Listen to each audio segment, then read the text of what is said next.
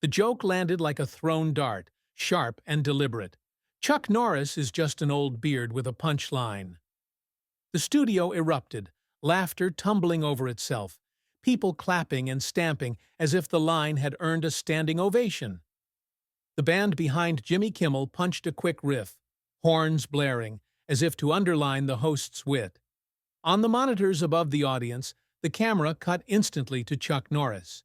The smile in the crowd faltered, just a fraction, when they saw his face. He wasn't laughing. He wasn't even smirking politely. He sat there still, posture straight, his expression neutral in a way that felt heavier than anger. The lights of the studio burned hot overhead, bright enough to make the floorboards gleam. The smell of hairspray and sweat clung faintly in the air, mingled with the nervous perfume of a live show. Anticipation mixed with caffeine and fear of dead air. The audience, hundreds of them in the theater, millions more behind their screens at home, expected Chuck to play along. They always did. Late-night shows lived on celebrities who could take a jab and throw one back. Jimmy leaned on his desk, grinning wide, eyes glittering with the security of the room's laughter.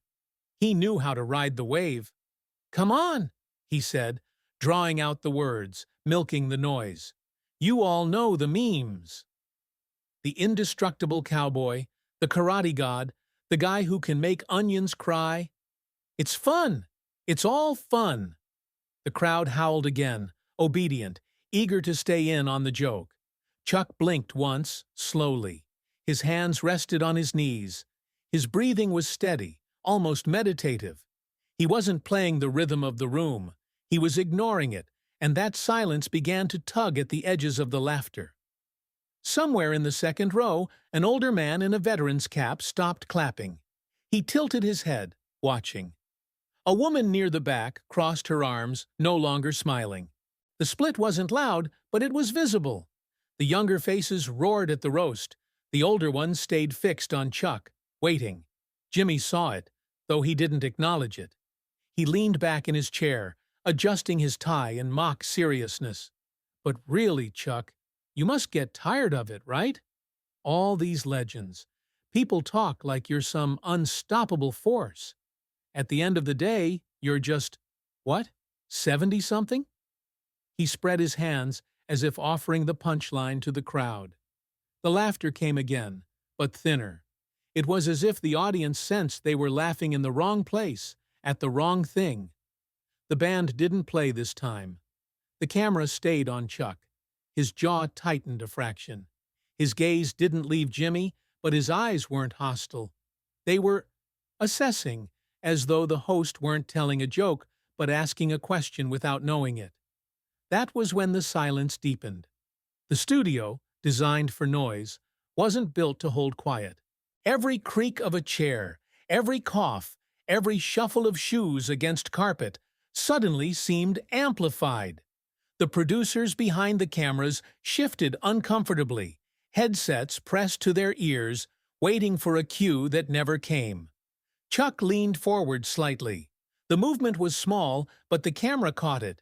His face filled the monitors again, creased with age, yes, but steady, weathered like stone.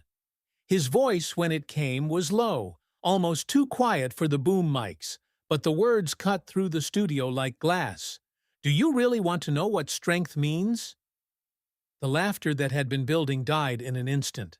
The crowd let out a confused murmur, the kind that fills spaces when people aren't sure whether to laugh or keep still.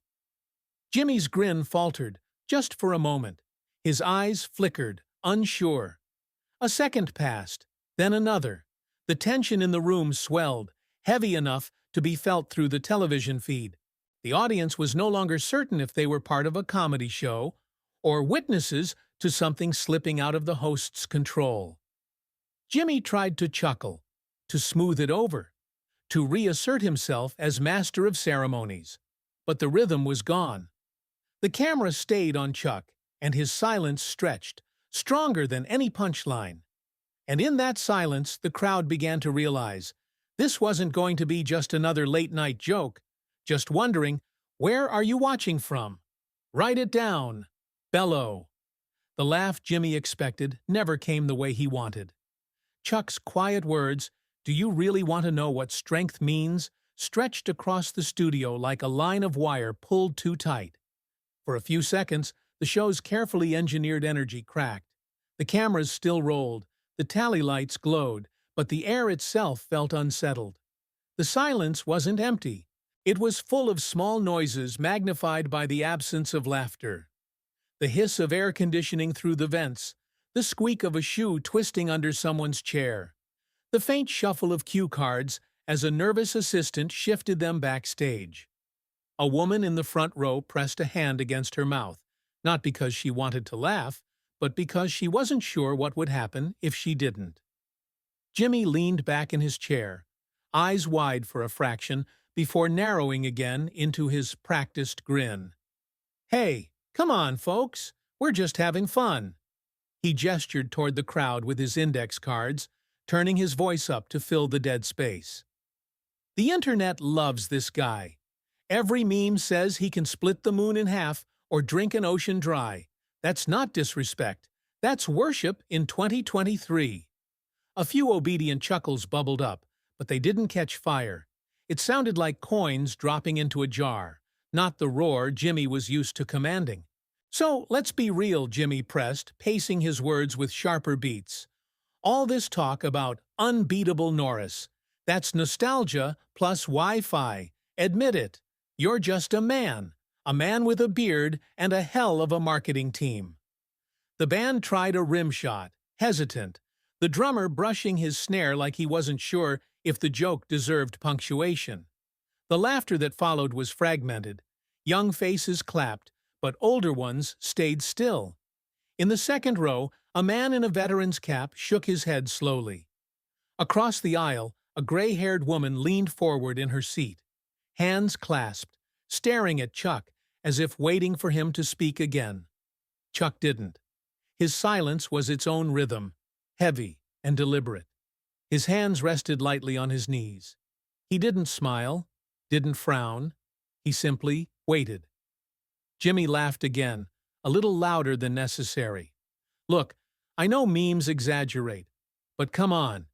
Do you get tired of the whole unstoppable legend thing? Or do you secretly enjoy it? Immortality by punchline has to feel pretty good." Chuck finally turned his head, eyes catching the light. His voice was calm, even. "Noise isn't proof. Noise is fear leaving the body." The words fell into the room like a stone into a pond. No music this time, no quick comeback, just ripples moving outward. A murmur broke out among the crowd. Some nodded, as if recognizing the truth of it. Others frowned, confused, unwilling to let the show slide into philosophy. Jimmy's smile twitched, then steadied. He wasn't used to losing the room, but that was what was happening. He leaned forward, grasping for control. "So, what are you saying? That strength isn't real unless it's quiet?" His voice rose with a defensive edge, as if challenging not just Chuck, but the audience too. Chuck's answer came slowly, almost conversational, but sharp as glass. "Strength isn't how hard you hit. It's how little you spend to end something that needs to end." The sentence stretched into the silence after it. A single clap broke the pause, then stopped as quickly as it started. The bandleader touched a piano key and immediately pulled back, like even music had no place after that line. Jimmy tried to pivot, hunting for humor. "So what? You're saying I need a Norris fitness subscription?" He forced a grin, raising his brows to coax laughter. A ripple of polite chuckles came, then died. The audience wasn't with him anymore. They were watching the quiet man in the chair, the one who hadn't moved but had somehow rearranged the gravity of the room. From the wings, the producer gestured sharply, cut to break. Jimmy ignored it. Pride pushed him forward.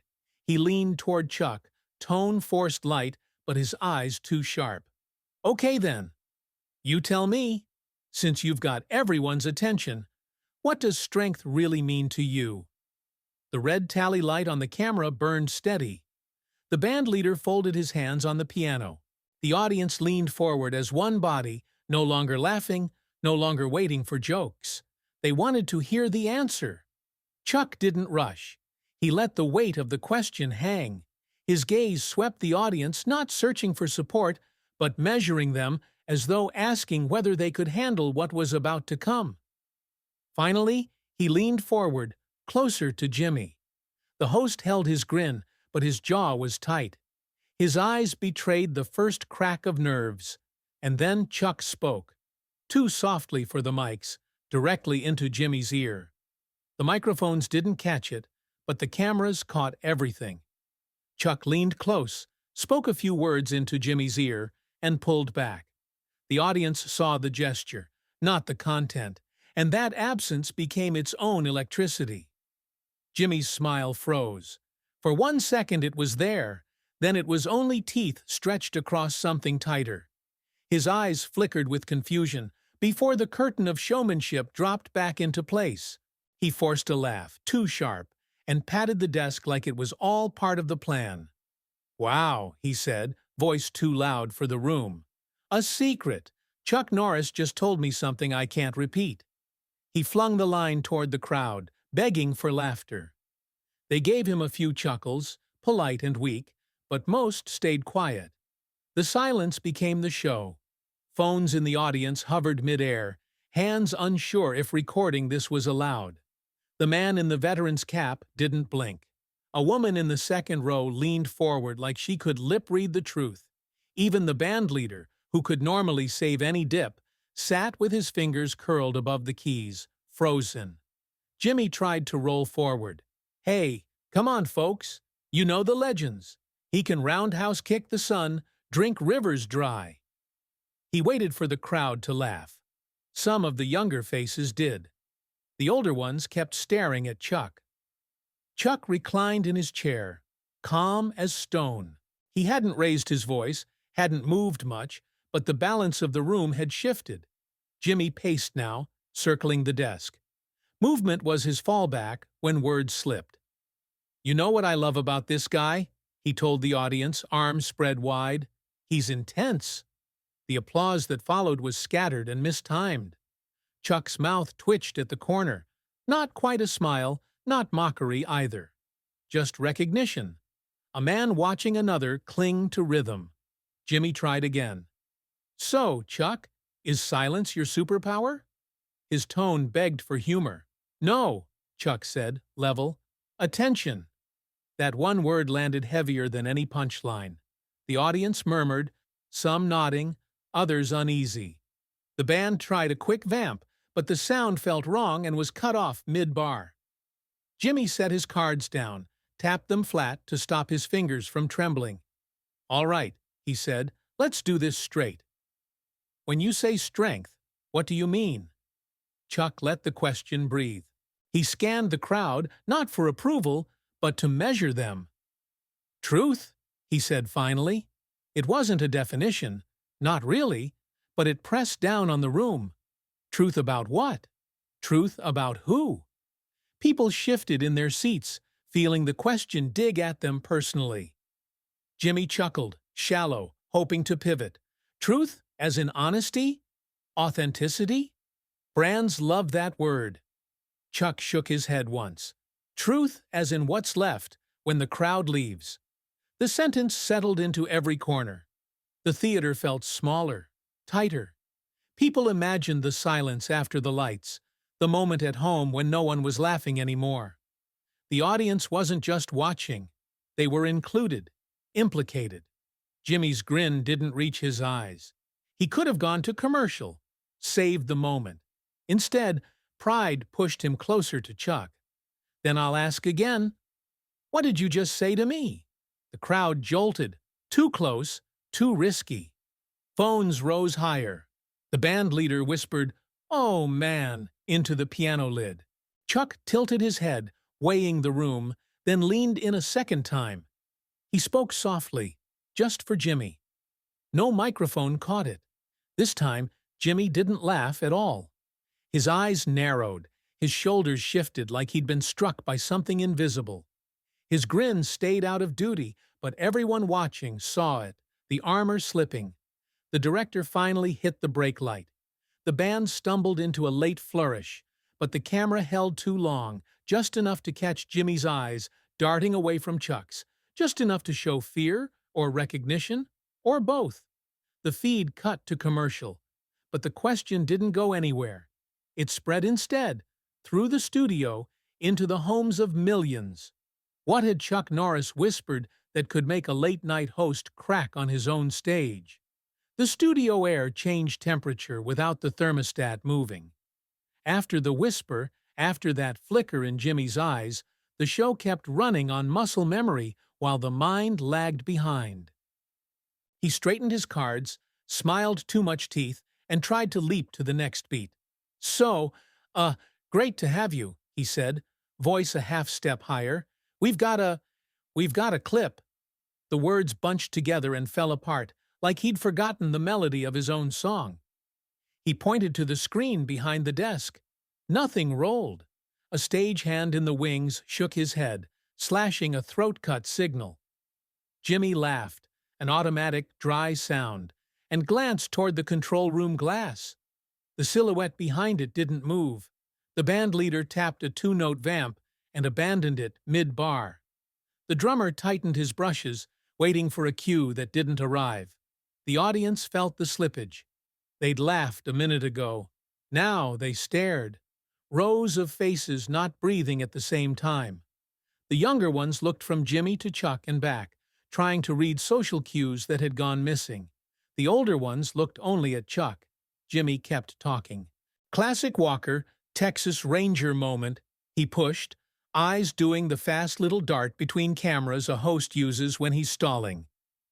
You throw a guy through a window, I think. It's fun stuff." He pasted on a grin and waited for laughter that didn't show. The silence that followed was clean and complete, a sheet of glass laid over the room. A woman in the third row covered her mouth with her fingers like she'd coughed in church. He glanced at Chuck reflexively, then away, as if a second whisper might be waiting there. "We love Chuck here," he added too fast. "Big fans." Huge. He let out a breath that wasn't a joke and wasn't applause bait either. Chuck hadn't moved since he leaned back. He sat straight, shoulders easy, ankles planted. He wasn't smirking. The hint of a smile was there, only in the eyes, not triumph, just the quiet of a man who doesn't need to catch what's already fallen to him. When he blinked, it was slow enough to change the pace of the room. Cameras wavered. Operator 1 held Chuck in a respectful medium shot. Operator 2 edged wider to keep both men in frame, then tightened on Jimmy when he tripped a word, then flinched back to Chuck when the audience's heads angled that way. On the rail, a handheld op slid forward a foot and then thought better of it. Cable snapping taut against a stage light. Jimmy tried another joke because jokes had gotten him through funerals and breakups and guests who refused to play. "You know," he said, voice thinner than before, "if he tells me that secret again, I'm going to have to hire security." The laugh he expected did not arrive. The floor manager flashed the applause sign. It washed across the room and evaporated on contact. He swallowed. His fingers pressed his blue cards flat against the desk until the edges curled. He threw a glance at the prompter. "Coming up, commercial." He could eject. He didn't. Pride and training held him in his chair. "Okay," he said, softer, trying to slow it down. "We're live." Things happen. He looked at the audience for agreement and found none he trusted. "We're all friends here." The line flapped in the air, unclaimed. He pivoted to Chuck with the desperate generosity of a host handing a guest a life raft that looked too small. "Chuck, you've been on a lot of stages. What keeps you calm?" Chuck's mouth moved barely. "Not confusing attention for control." He didn't push the words. He set them down. The audience picked them up anyway. The band leader whispered, "Oh, man," into the piano fallboard. The veteran in the second row nodded once, like saluting a truth he'd seen elsewhere. A young man in a hoodie lowered his phone, suddenly shy about filming a moment that felt more private than television. Jimmy laughed again, a note too bright. That sounds like something my therapist would say. He waited for the room to lift him out of the sentence. It didn't. He looked to camera 2. The red light stared back, indifferent. He shifted to his old rescue trick, movement. He stood, came around the desk, then stopped halfway, caught by the gravity of the chair he'd left. "Let's roll the clip," he insisted, trying to force a gear shift. The control room finally spat out motion. Snow for a beat, then a freeze frame of a younger Chuck mid-kick, the sound out of sync. The audience, grateful for something normal, gave a thin laugh, then went quiet again when the screen froze a second time. The band tried to catch it with 4 safe bars. The sound engineer cut them, hands high. "Stop!" Jimmy's eyes darted to Chuck after each stumble, like checking whether a teacher was about to mark him wrong in red ink. Chuck didn't move, didn't tighten, didn't soften. He owned nothing visibly. He owned the room anyway. The failure of a single joke would have been nothing. The failure of the second and third became a story. The crew went quiet in headsets. A stagehand near the curtain mouthed, "Cut to break," to the producer, who kept her arms folded and her jaw set. The audience was doing something live TV rarely allows, thinking. Jimmy tried sincerity. "It's late night. We mess up. We keep going," he said, palms open. "We're good." He smiled. The muscles around his eyes didn't join in. He turned to Chuck because not turning had begun to feel like refusing gravity. "You good?" Chuck's answer was simple. "I'm fine." The way he said it made the sentence feel like a door clicking closed. Not final, just secure. People in the audience sat straighter without meaning to, as if someone had told them to place both feet on the floor. The seconds that followed were the worst kind in television. Audible time. No patter, no music, just the whir of the jib arm, the tap of a heel under a chair, the swallow of a host who suddenly understood why silence breaks people who live on noise. The tension wasn't anger. It was the recognition that something unplanned had taken the room and wasn't giving it back. Jimmy looked up toward the balcony, then back to the desk, the way pilots scan instruments when clouds swallow the horizon. He reached for the mug that hadn't left a ring on his coaster. He set it down without sipping. He breathed in, out. When he spoke, the hard edge was gone. "We'll be right back," he said softly, more to himself than to the audience. "Don't go anywhere." The band stumbled into the break sting a beat late. The camera lingered half a second too long. It caught Jimmy glancing left, as if searching for the thread he'd dropped. It caught Chuck not watching him at all, eyes on the audience instead, as if reminding them their part mattered. The applause sign lit one more time. Clapping arrived, confused, dutiful, thin. The floor manager swept both arms toward the exits of the moment. "Stand, stretch, reset your faces." People remained seated, murmuring. A woman whispered to her husband, "What did he say?" A man answered, "I think he said the only thing he needed to."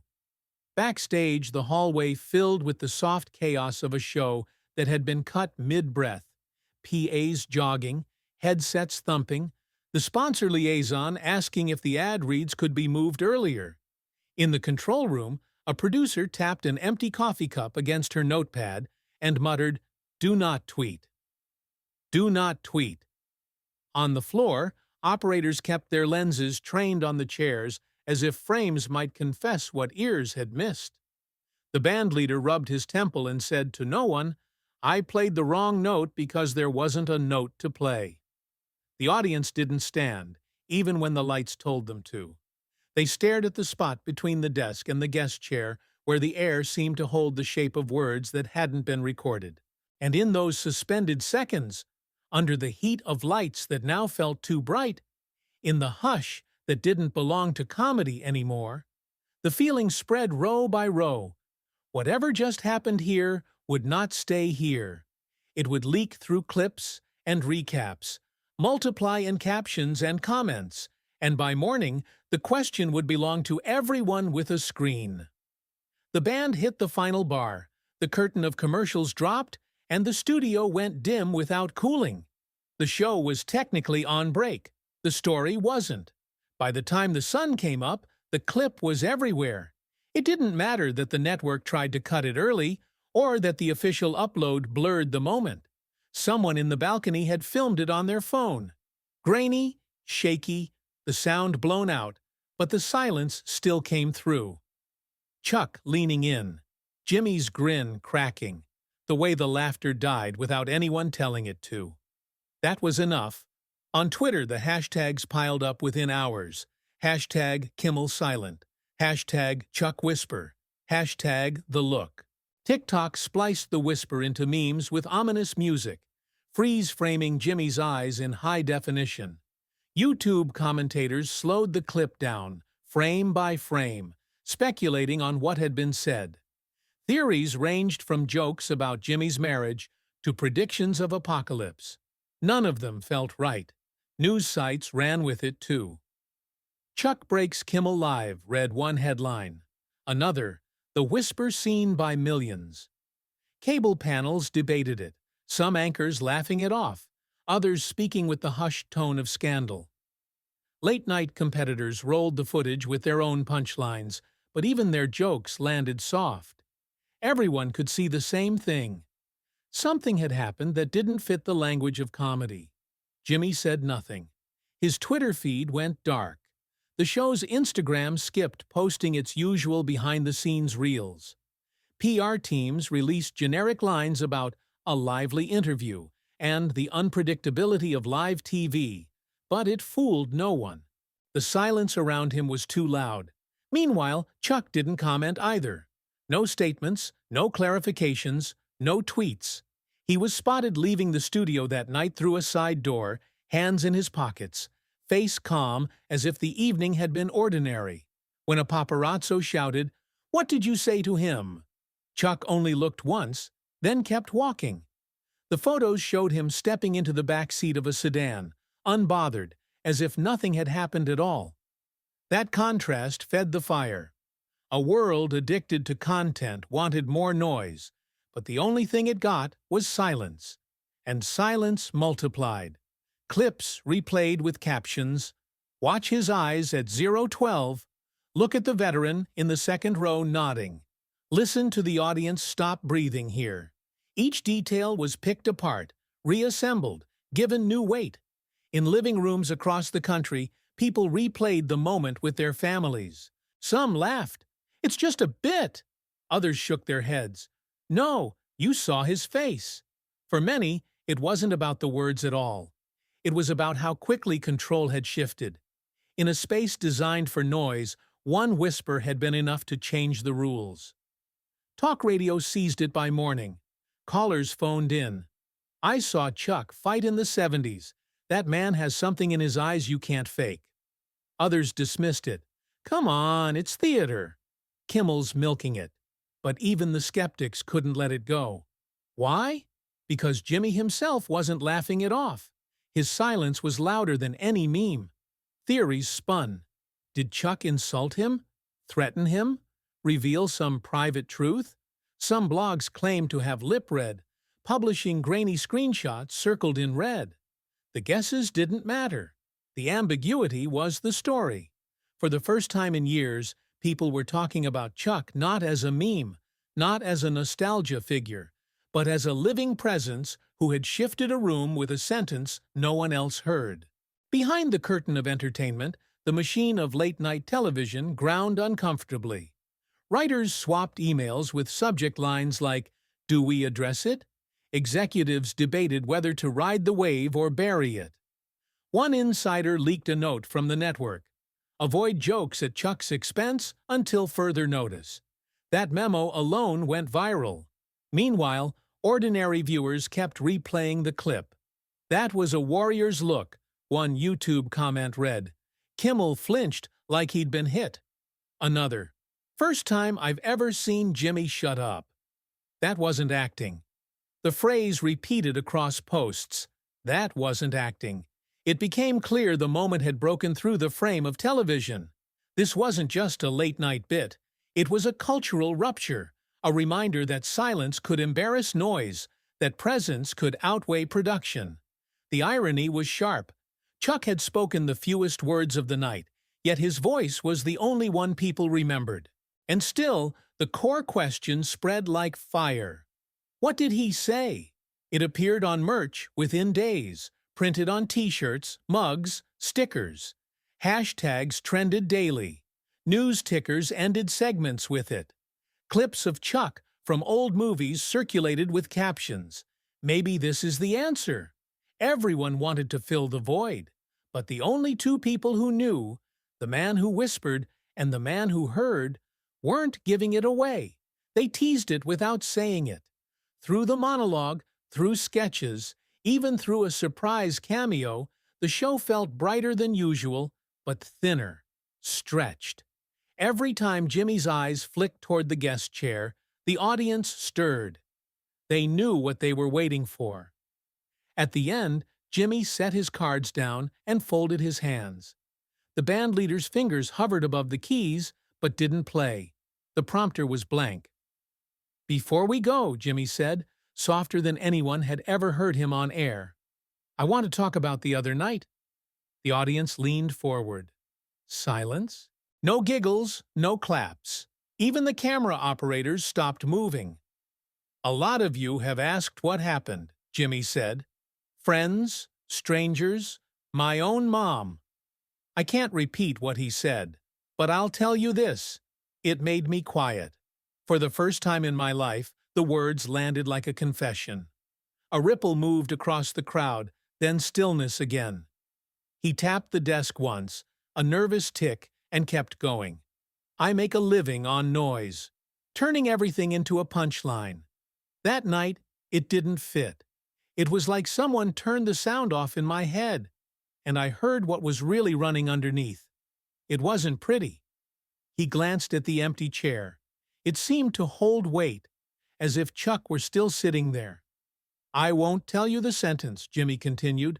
"It wasn't mine to repeat. But I'll never forget it." He stopped there. No joke, no wink, no bailout. The bandleader didn't play. The audience clapped a little, uncertain, then let the moment breathe. Jimmy gave a small nod and said quietly, "We'll be right back." The commercial break swallowed it, but the silence leaked out everywhere else. Overnight, his words replayed online. "For the first time in my life, I was quiet." People argued. Some said it was staged. Others swore they saw real fear. Theories multiplied, but the one thing no one disputed was that something broke through the armor of television. Chuck, as before, said nothing. No interview, no tweet, no statement. He was photographed leaving a gym, coffee in hand, expression calm. Reporters shouted questions. He didn't look at them. His silence became its own echo. That contrast hardened. The host who always had the last word admitting he lost it, and the fighter who once built his life on action, choosing to do nothing. The weight of that balance made people uneasy. The next night, the show returned to its usual rhythms. Jokes, guests, applause. But during a wide shot, the camera passed the empty chair and lingered just a second too long. At home, people noticed. They froze frames. They whispered about it. When the credits rolled, Jimmy stayed at the desk, palm flat on the wood, eyes far away. The red light died. The studio dimmed. But the question remained, heavier than before. What had Chuck Norris whispered that could silence a man whose job was never to be silent? Only two men knew. Neither was talking.